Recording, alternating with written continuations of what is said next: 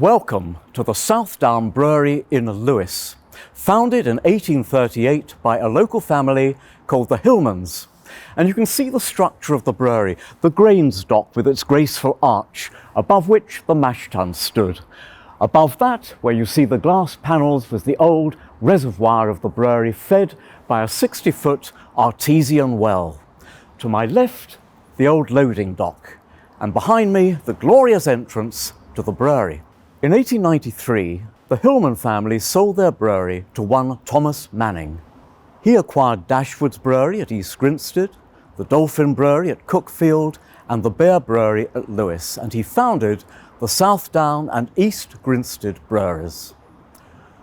100 years ago to this year, he sold the brewery to Tamplin's in Brighton, large regional brewers, and the Southdown Brewery ceased brewing.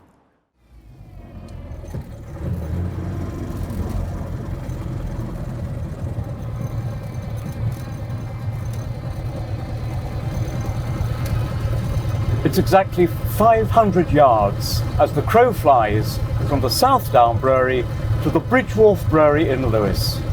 Welcome to Harvey's.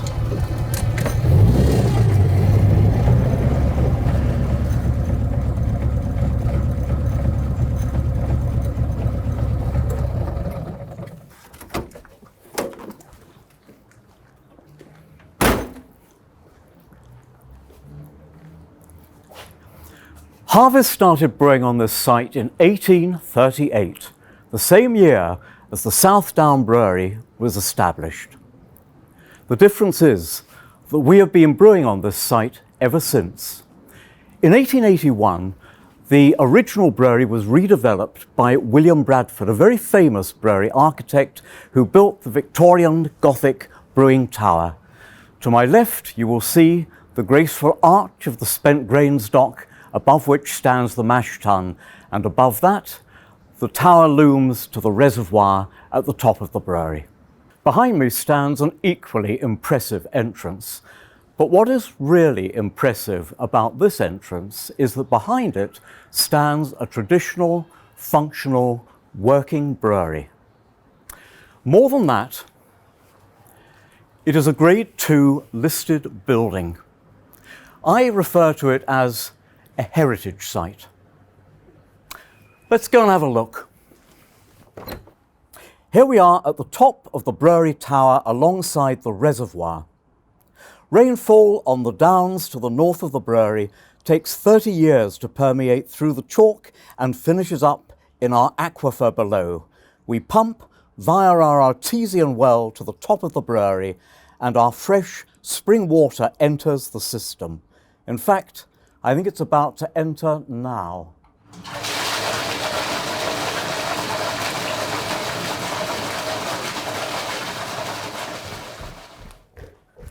Well, here we are in the malt room, and you won't see any bulk silos outside a Grade II listed building.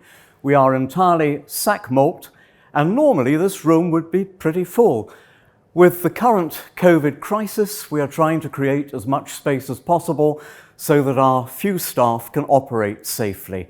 And this is about enough malt for Monday's brewing. And here we are in the hop store. Now, it's our proud boast that we brew from 40% Sussex, 40% Kent, and 20% Surrey hops. And that roughly equates with the volume of our beers that we sell in our native and adjoining counties. Traditional aroma hops: Goldings, Fuggles, Progress, Bramling Cross. Why go anywhere else for hops when you have the finest hop growers in the world? The aroma is exceptional. Now, I know this is a virtual brewery tour, but if you could smell these hops, they would blow you away.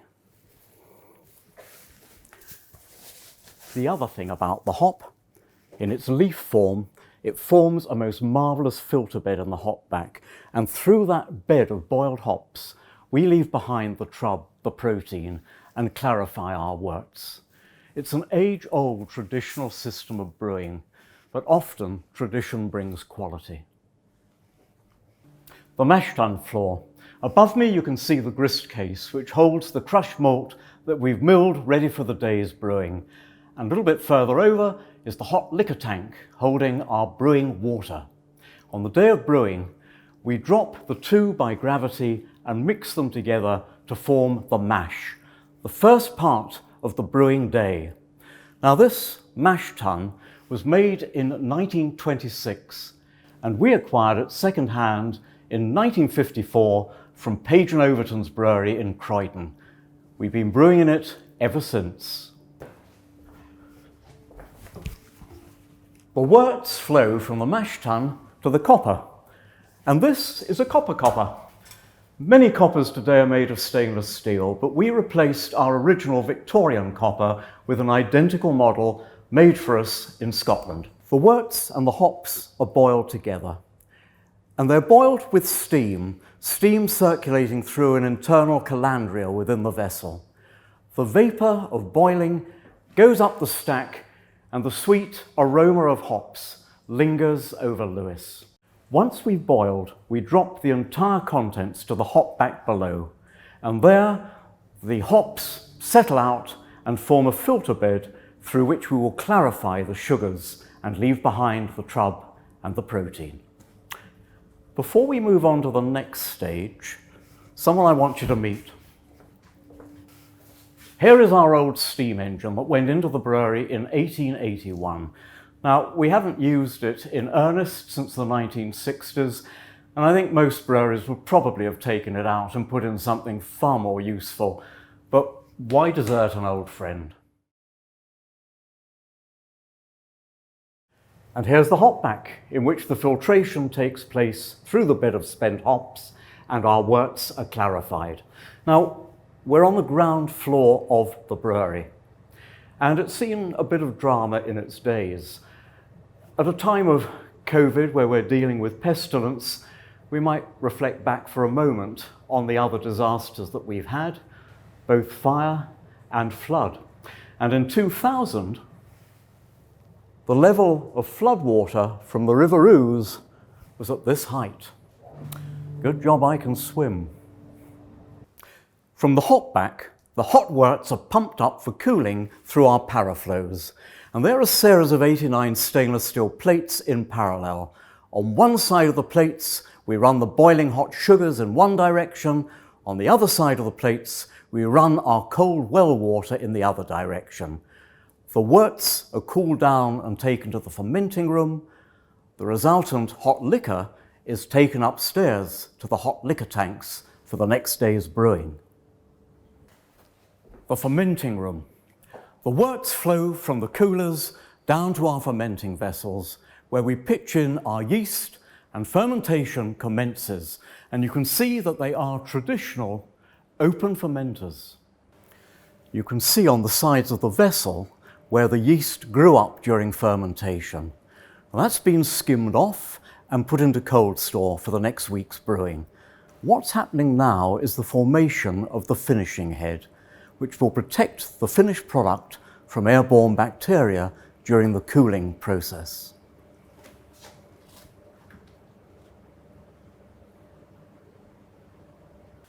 At the end of each brewing day, the duty brewer writes up the brew, the raw materials and the breakdown of the brew. And we've been doing this in longhand for rather a long time. In fact, we've got records going back to the 1830s.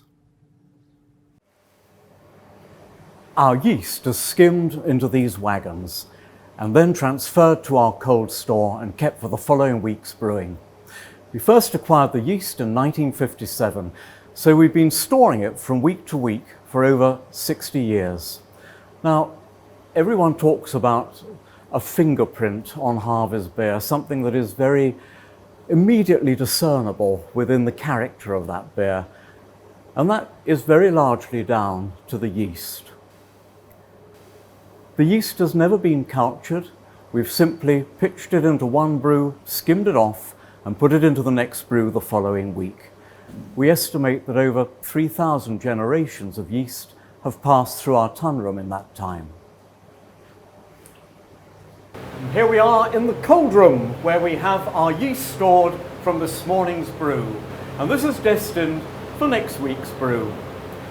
I asked my tutor once why we give yeast a rest for a week, and he said, well boy, in the unlikely event of you doing the London Marathon, supposing you managed to come in, I slapped you on the back and said, that was good, go off and do it again. What would you say? Not very much. Following fermentation, the resultant beer is cooled down, and exactly 7 days from the day on which the brew was mashed, the resultant beer is put into cask on our racking tackle. From there, it goes to our warehouse and is kept under temperature control until it is dispatched to the pubs. We've been bottling at Harvey's for over a century. The difference between Harvey's and other UK brewers is that we are still using returnable bottles. People talk about a deposit system. Well, we've never abandoned it. And each bottle, we reckon we fill between 6 to 8 times. At the beginning of lockdown, we were brewing at 4% of our normal production levels. We brewed every 3 weeks so that we could maintain our yeast strain, and we bottled the beer in the intervening period. This largely went to home deliveries, to off licenses, and to pubs. And without this facility, we wouldn't have been doing very much at all. Needless to say, the support we enjoyed from those areas of our business was astounding. Well, we're coming to the end of our virtual brewery tour. And would it wasn't a virtual tour, because it would be great if you were here to have a pint with me. Normally after a brewery tour, we chew the cud and talk about various aspects of brewing. And talking of chewing the cud, I haven't mentioned our byproducts. All our spent grains go to Plumpton Agricultural College and are fed to their dairy herd, and our spent hops go to local organic market gardens and allotments. People ask why we brew on a site like this. We're a listed building, we're labour intensive, we're bringing in sack malt, we have all the problems of effluent disposal, we're landlocked, we're river locked, and we have to maintain a good quality of brewing water. Why do we do it when it would be much easier to go and build a brewery on another site? Well, the answer is this. It's worth fighting for.